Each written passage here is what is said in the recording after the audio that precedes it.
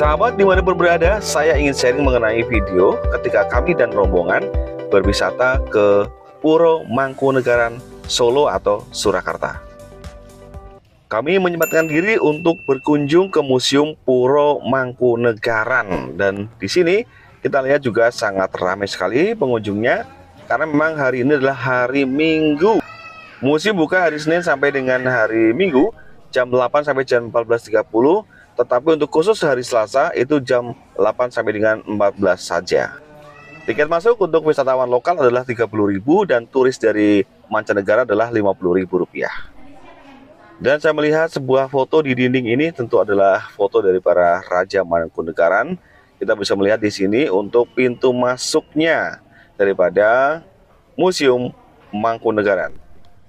Setelah membayar tiket, maka kita akan ditemani oleh seorang pemandu wisata di sini yang akan memberikan penjelasan tentang Puro Mangkunegaran. Surakarta atau Solo adalah kota yang terletak di Provinsi Jawa Tengah, sahabat, yang terkenal dengan slogan The Spirit of Java. Kota yang dilintasi oleh Sungai Bengawan Solo sepanjang 600 km. Ini terkenal dengan berbagai wisata baik alam, kuliner, hingga wisata sejarahnya seperti Puro Mangkunegaran ini, yang merupakan peninggalan budaya Jawa yang bersejarah dan hingga saat ini masih sangat aktif dan dibuka untuk umum sebagai tempat wisata. Pura Mangkunegaran atau Istana Mangkunegaran adalah istana resmi Kadipaten Raja Mangkunegaran dan tempat kediaman para penguasanya. Nah, adapun bangunan Istana Pura Mangkunegaran ini dibangun pada tahun 1757 oleh Mangkunegaran pertama dengan mengikuti model keraton. Nah, Pura Mangkunegaran ini sekarang disewakan untuk umum, bisa buat acara pernikahan atau acara yang lainnya. Secara arsitektur, kompleks bangunannya memiliki bagian-bagian yang menyerupai keraton, seperti memiliki pamedan, pendopo, paringgitan, dalem, dan kaputren serta kaputran. Dan menurut sejarahnya, pura ini dibangun setelah perjanjian Salatiga yang mengawali pendirian Kadipaten Mangkunegaran, ditandatangani oleh kelompok Raden Mas Said, yaitu Pangeran Sambernyawa atau Mangkunegaran pertama dengan Pangeran Mangkubumi, Sultan Hamengkubuwono ke-1, Sunan Pakubuwono ke-3, dan VOC pada tahun 1757. Nah, di video ini rombongan sedang bersiap-siap untuk mengikuti pemandu wisata. Yang pakai celana pendek tidak boleh, maka harus memakai jarit atau kain untuk penutupnya. Kita lihat juga kawan-kawan sedang mempersiapkan diri, dan kemudian pemandu wisata akan membagikan kantong untuk tempat sandal atau sepatu, karena memang ketika masuk ke pendopo kita tidak boleh memakai alas kaki. Setelah semuanya oke dan siap, lalu kemudian pemandu wisata mengajak kami masuk ke pendopo dan menawarkan mau duduk atau mau berdiri. Maka kami memilih untuk duduk dan kita duduk melingkar. Pemandu wisata akan mulai memberikan penjelasan-penjelasan apa sih Pura Mangkunegaran, kemudian apa saja yang ada di sini, bagaimana sejarahnya. Dan ibu pemandu wisata yang menemani kami, yaitu Ibu Mariati kalau tidak salah, mulai bercerita mengisahkan tentang Pura Mangkunegaran.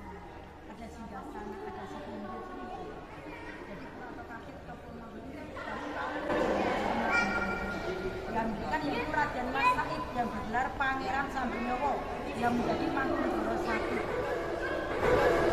Dan saat dengan direnovasi oleh Mangkunegara II tahun 1804, dan renovasi diselesaikan oleh Mangkunegara IV tahun 1866 baru selesai.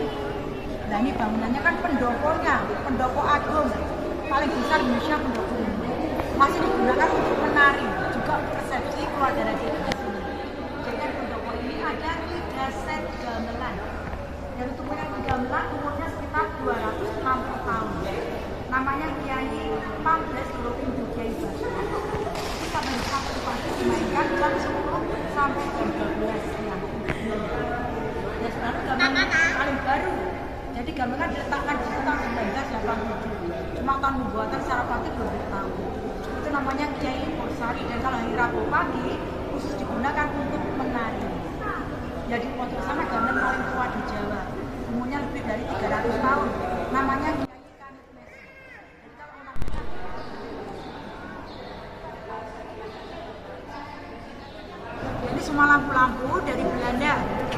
1862. Itu kan pakainya lilin karena belum ada listrik. Sedang kalau lantai marmernya ini dari kota Carrara, Itali, tahun 1864. Cuma ini kena banjir tahun 66. Jadi kan warnanya agak ada flek-flek coklat karena kesepen dari banjir. Dan patung-patung singa demam itu dari Jerman, dari Berlin tahun 1870. Kemudian kalau lukisan dari pendopo atas dibuat tahun 1937. Motif lukisannya adalah model api yang merupakan simbol dari semangat hidup. Nah, yang menarik daripada Pura Mangkunegaran ini memiliki plafon yang dilukis ada 8 kotak. Di sana memiliki arti yang berbeda-beda sesuai warna-warnanya.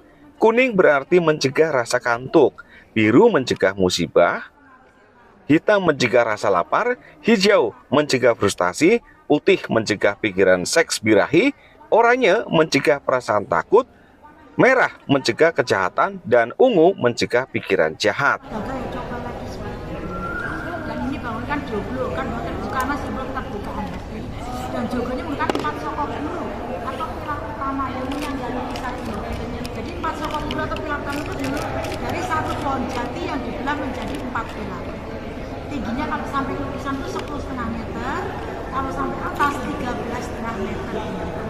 Diameternya 60 kali 60. Jadi simbol yang gedung air daratan dan api. Dan itu ada kepercayaan juga siapa yang bisa memeluk tiangnya.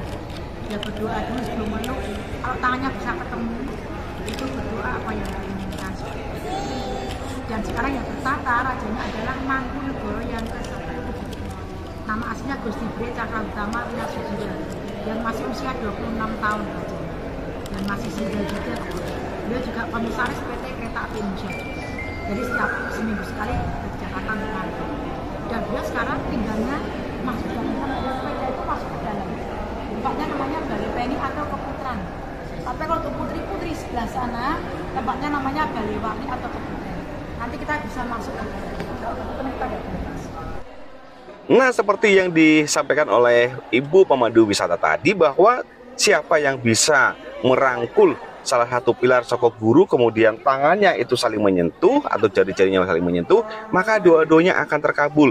Nah, kawan-kawan semua ini berlomba-lomba juga untuk mencobanya, baik laki-laki maupun wanita. Lagi mas, yuk. Nah lagi, dikit lagi.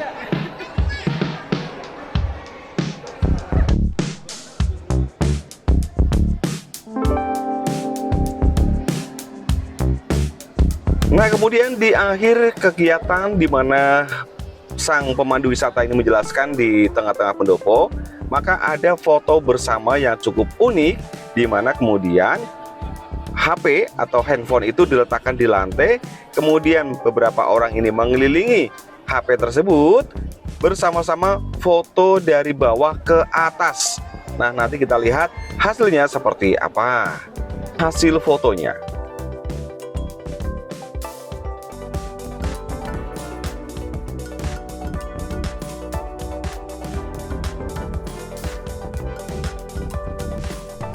Nah, info lain adalah bahwa pendopo ini dapat menampung 5-10 ribu orang. Selama bertahun-tahun dianggap pendopo yang terbesar di Indonesia. Tiang-tiang kayu berbentuk persegi yang menyangga atap joglo diambil dari pepohonan yang tumbuh di alas ketu, hutan yang dahulu dimiliki Mangkunegaran di perbukitan Wonogiri. Seluruh bangunan ini didirikan tanpa paku, sahabat. Dan kemudian kita diajak untuk melihat salah satu bangunan yang dinamakan Paringgitan. Nah, di sini seringkali juga diadakan tontonan atau seni wayang kulit di sini.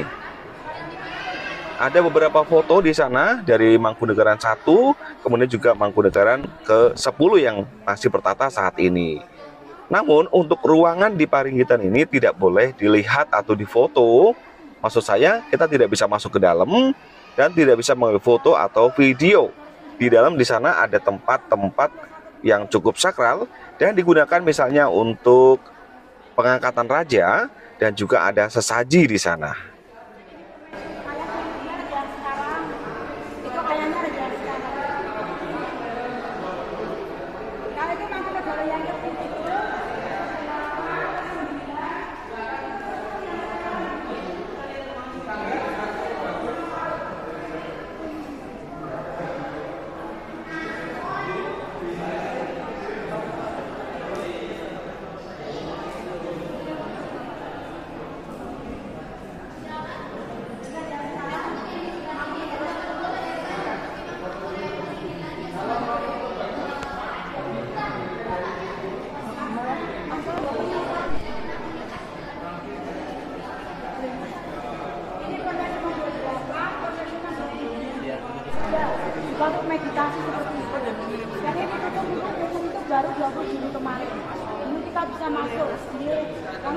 kita marah semua foto bangun sakral.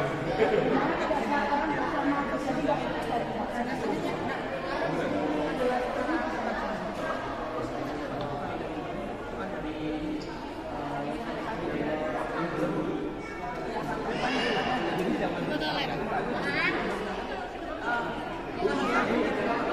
silakan bisa lihat. Di bangunan Paringgitan ini kami juga menyempatkan diri untuk berfoto bersama sebagai kenang-kenangan, dan tentunya setelah ini kita akan melihat-lihat Kaputren, di mana ada bangunan khusus kamar-kamar yang memang digunakan oleh putri-putri dari para Mangkunegaran ini. Nah, untuk video Kaputren dan selanjutnya akan ditayangkan di video berikutnya.